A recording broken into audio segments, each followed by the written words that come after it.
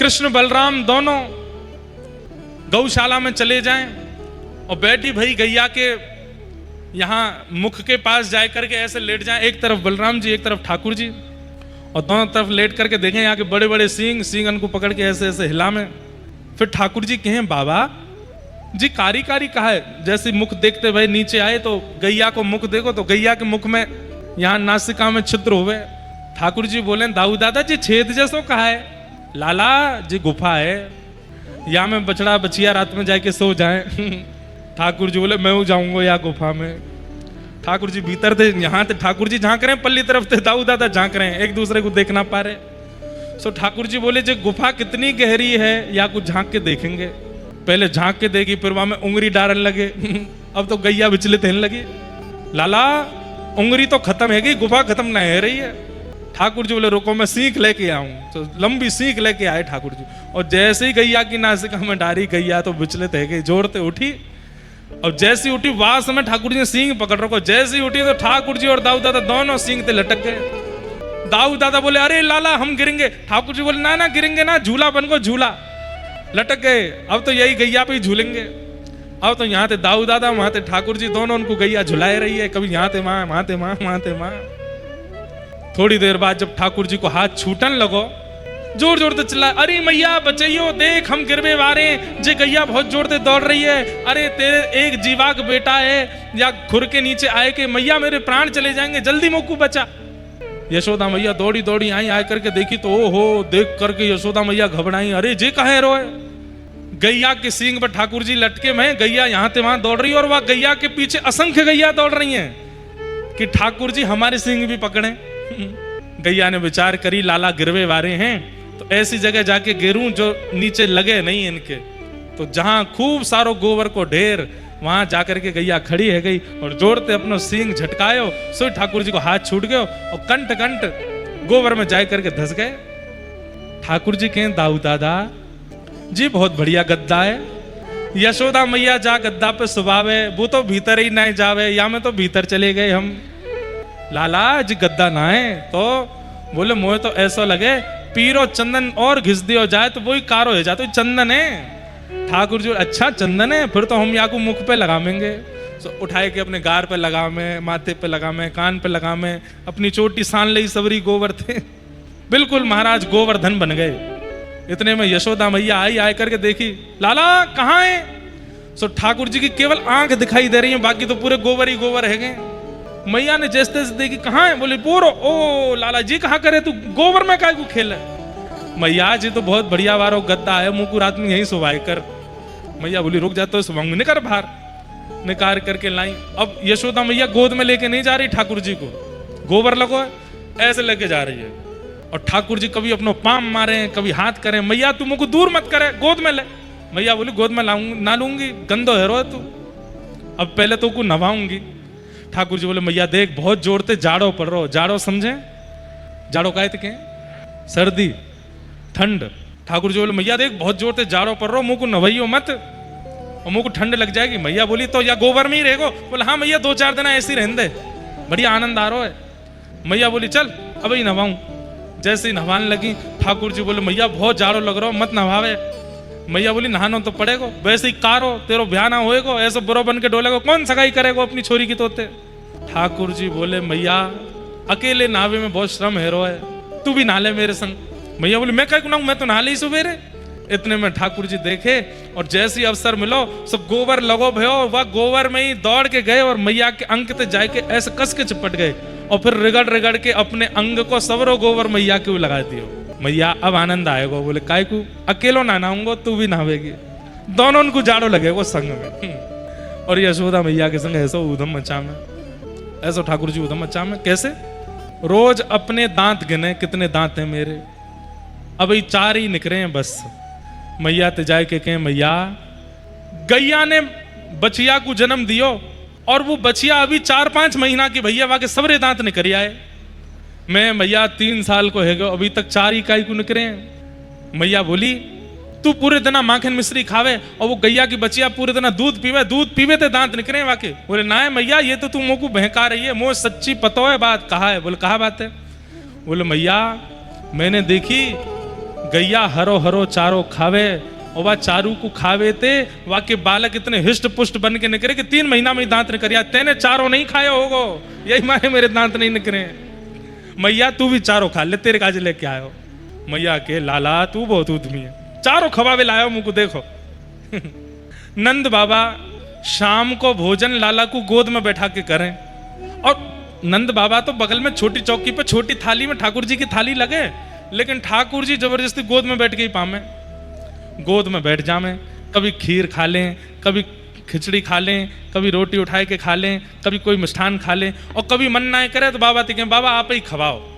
और कभी तो मन ऐसा हो जाए कि महाराज सबरी कढ़ी उठा उठा करके नंद बाबा की सबरी दाढ़ी पे लगाई दे, पीरी कर दी सबरी। नंद बाबा के छोटो लाला है, खेल ले।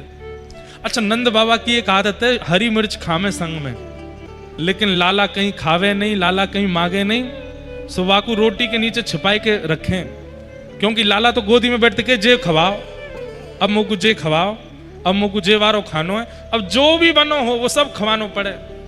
और जादनाते लाला को जन्म भयो बिना मिर्च को भोजन बने। आज भी हमारे यहाँ वृंदावन में बिना मिर्च की ही सामग्री बनती है ठाकुर जी की, और लाल मिर्च तो डलती ही नहीं है। क्यों? लाला छोटा है, मिर्च लग जाएगी। तो नंद बाबा कहें यशोदा जादनाते लाला भयो बिना मिर्च को भोजन बने। अब बिना मिर्च की आदत है ना है, तो मैया अलग से हरी मिर्च दे दे, बाबा बीच बीच में खा लें, लेकिन छुपा के रखें लाला ते, कहीं क्यों नहीं के ये खवाओ।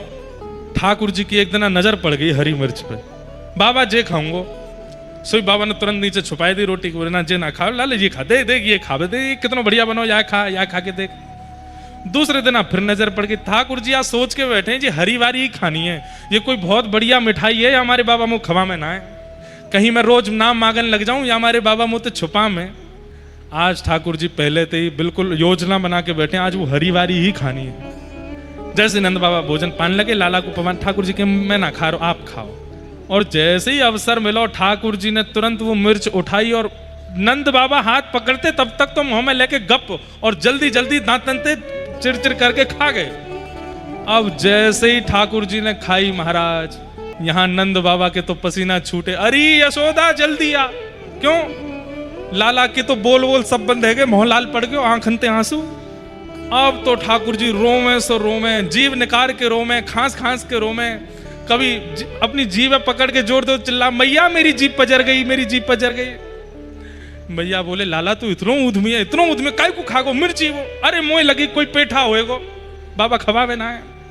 अब तो पूरा नंद भवन गोपीन ते भर गयो, कोई शहद चटा रही है, कोई घी बूरो लेके आ रही है, कोई गुड़ खवा रही है, कोई सीरो खवा रही है, पर ठाकुर जी की मिर्च जा ही नहीं रही।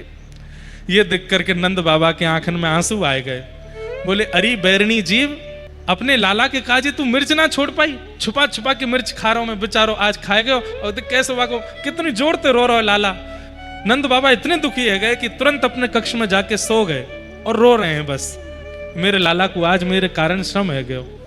यहाँ ठाकुर जी शांति नहीं हो रहे। अच्छा बात ऐसी है कि मिर्च तो चली गई, पर बालक कछु नाटक भी तो करें। अब नाटक कर रहे हैं, गोदी में लेट, मैया मैं बहुत जोर से जर गो, मैया मेरी पूरी जीभ निकल के बाहर आ गई, मैया मेरे ऐसा है गो। मैया बोली लाला देख अब तू रोना बंद कर दे, 2 घंटा है गए, सबरी शहर खाए गए, सबरी गुड़ खाए गए, घी बूरो, अब तेरी मिर्च ना गई।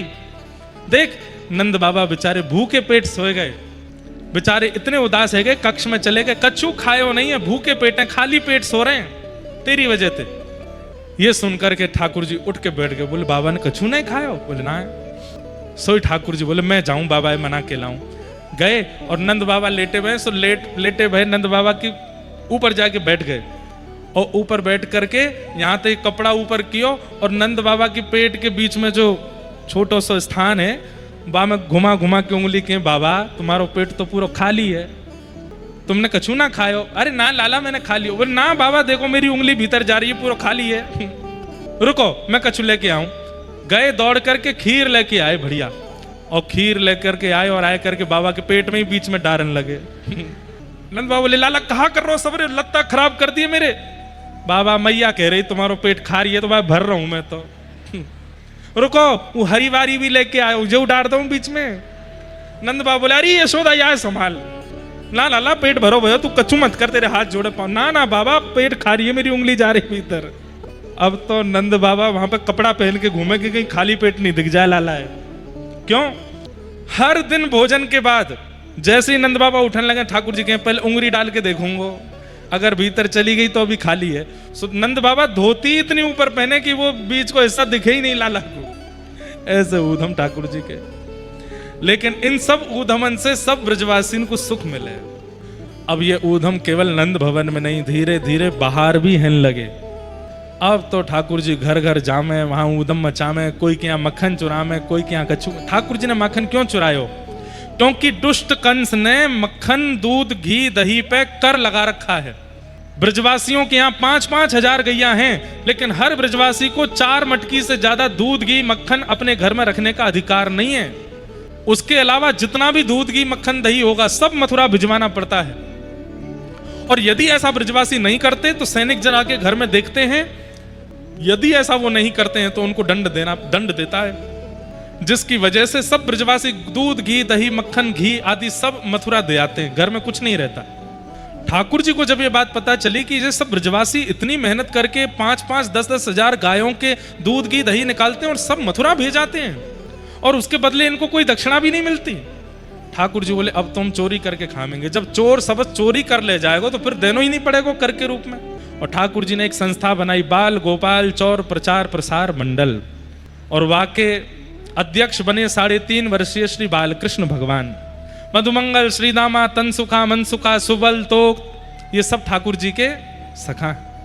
और घर घर जाके ठाकुर जी माखन चोरी आदि आदि सब करें, लेकिन सब गोपियों को वहां से सुख मिले, कोई को भी कष्ट नहीं होगा। ऐसे ठाकुर जी की मधुर लीला चल रही है। घर घर जाकर के ठाकुर जी मक्खन चुराते हैं, दही चुराते हैं, घी चुराते हैं, फूटकार लीला करते हैं। बहुत लीलाएं हैं। व्रज लीला इतनी विस्तृत है कि पूरी बोलते रहो 2-4 दिन यही में निकल जाएंगे। ऐसी छुपी छुपी लीलाएं निकल के आती हैं। एक फूटकार लीला है। फूटकार लीला कैसी है? एक गोपी ने दूध निकारो और अधोटो दूध करके, अधोटो दूध समझे, दूध को चूल्हा पे रखा और जब तक वो आधा ओट नहीं गया, गाढ़ा गाढ़ा हो जाए, ना तो रबड़ी ही बने और ना दूध ही रहे, मध्य का रह जाए, उसको कहते हैं अधोटा दूध। और वो अधोटा दूध कैसे बनाया जाता है? आप सब भी अपने घर में नहीं हो। पहली बात तो वो गैस पे नहीं बनेगा, सिलेंडर पे नहीं, वो चूल्हा पे ही बनेगा, और गोबर वाले चूल्हा पे, कंडा के चूल्हा पे, वहां पे बढ़िया दूध रखो और वह दूध को चलाते रहो धीरे धीरे धीमी धीमी आंच पे चलते चलते जैसे दूध नेक नेक लाल हेन लगेगा, तब वहां में गुड़ डाल दो और गुड़ डाल के फिर चलाते रहो, वाह को बने को अधोटो दूध। और वाह को फिर मिट्टी के बर्तन में डाल करके बढ़िया फेंट करके थोड़ी केसर इलायची डाल के फिर ठाकुर जी को भोग लगाओ। ठाकुर जी को बहुत भावे, बहुत अच्छा लगे। एक गोपी ने अधोटो दूध निकाल करके ऊपर छींका पे टांग लियो। ठाकुर जी को पता चली कि एक गोपी के यहाँ अधोटो दूध निकलो है, लेकिन इतने ऊंचे छींका पे है कि हमारे हाथ ना पहुंचेंगे। सो ठाकुर जी एक लंबा बारो बांस लेके आए और पीछे के द्वार ते वह गोपी के घर में घुस के नीचे जाके जैसे ही महाराज छेद किया नीचे तो सब रो दूध गिरने लगो। ऐसे ओक लगा करके ठाकुर जी पीने लगे। अब दूध छलक करके यहाँ हाथ पे गिरे, ठाकुर जी पी में बचो कुचो जो नीचे गिरे, वहां नीचे सब ग्वाल बाल हाथ लगा ले, वो सब ग्वाल बाल पी रहे हैं। इतने में ही गोपी को पता चली लाला आगे होए, सोई महाराज डंडा लेकर के मारवे के काजे आई तो सबरे ग्वाल बाल तो माथे भाज गए। ठाकुर जी दूध पीवे में ही अभी इतने व्यस्त हैं, जैसे चेंटी शहदते लग जाए, हिलावे पे भी ना हटे, ऐसे ठाकुर जी खड़े। इतने में गोपी ने आए कि कान पकड़ो। तब ठाकुर जी ने देखो, ठाकुर जी तो देख करके घबराए गए। अब मुंह में दूध भरो भयो है। गोपी बोली आज रंगे हाथ मिलो, चल यशोदा के पास लेके चलूं तो को। यशोदा मैया के कि मेरे लाला को रंगे हाथ पकड़ के लाओगे तो मानूंगी, आज तो रंगे हाथ मिलो है। ठाकुर जी मुंह में दूध भर रहा है। गोपी तो कहे, गोपी के कहा भयो। सो ठाकुर जी ऐसा जैसे दर्द है रहे हो ऐसा मुंह बना करके अपने पाम की तरफ इशारा करें। अच्छा पाम में लग गई तेरे, दिखाइयो ना। जैसे ही पाम दिखाने लगे तो गोपी ने पाम देखो, पाम में तो कछु नहीं। ठाकुर जी की ओर देख, यहां तो कछु ना लगी, कहा कह रहा है। जैसे ही आंख खोल के ठाकुर जी की ओर देखने लगी, सोई ठाकुर जी सबरो दूध की पिचकारी वा के मुंह पे मार दी, फूटकार करके माथे भाज गए। गोपी दौड़ी दौड़ी गई यमुना जी में जाए करके अपना मुख धोने लगी। धोते धोते शाम हो गया, लेकिन वो धो ही रही है अभी भी। एक सखी आए के बोली तेरी आंख लाल पड़ गई, मुंह लाल पड़ गई, सुबह से मौत हो रही है, अभी तक दूध गयो नहीं। गोपी बोली दूध तो निकर गयो, पर वो दूध फेंक के जावे वारो कन्हैया नेत्रन में बस गयो है। अब तो सब जगह वो फूतकार कन्हैया ही दिख रहा है मुक्कू। फूतकार कौन सी भाई? ऐसे करो और फिर जा हवा को छोड़ो बाहर, वो है फूतकार। ऐसे कन्हैया दिख रहे हैं वह गोपी को सब जगह। बोले वो निकस जाए वाके काजे अपनी आंखन को धोए रही हूं। आहा, अबीर तो निकर गयो अहीर निकरो नहीं, लाला बैठ गयो है चित्त में मन में। एफ ले लो भैया। ऐसे ठाकुर जी खूब लीला कर रहे हैं ब्रजमंडल में, सब गोपीन को ब्रजवासीन को आनंद दे रहे हैं। एक दिन मैया ने ठाकुर जी को उखल से बांध दियो, बहुत उधम मचा रहे, तो वृक्षन को स्पर्श करते ही दो वृक्ष गिरे। नलकुवर और मणिग्रीव प्रकट हुए, दोनों ने भगवान की स्तुति गाई। तत्पश्चात सब ब्रजवासी ठाकुर जी को लेकर के गोकुल से वृंदावन आ गए। वृंदावन आकर के भगवान ने अघासुर को वध कियो, ब्रह्मा को मोह दूर कियो। वेणु गीत आदि के प्रसंग आए। एक दिन ठाकुर जी घर लौट करके आए तो 56 भोग बना रही यशोदा मैया। बंधुओं एक बात सुनिएगा हमारी, अन्नकूट और 56 भोग इन दोनों में अंतर क्या है?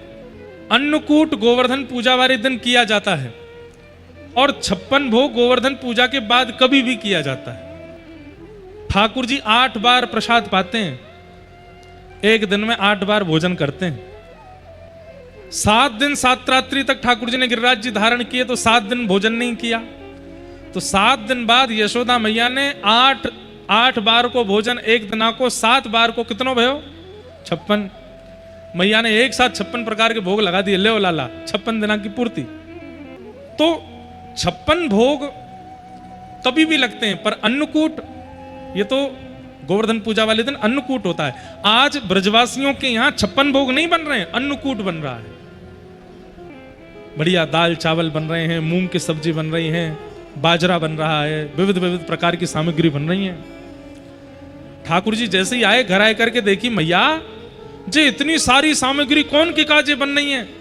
मेरो पेट तो नेक 100 और नंद बाबा को पेट नेक मोते बड़ो, दाऊ दादा को नेक उनते बड़ो। मैया जे इतनी सारी सामग्री कौन के काजे बन रही है? मैया बोली दूर दूर तो भीतर मत, बाहर निकल नहीं आते।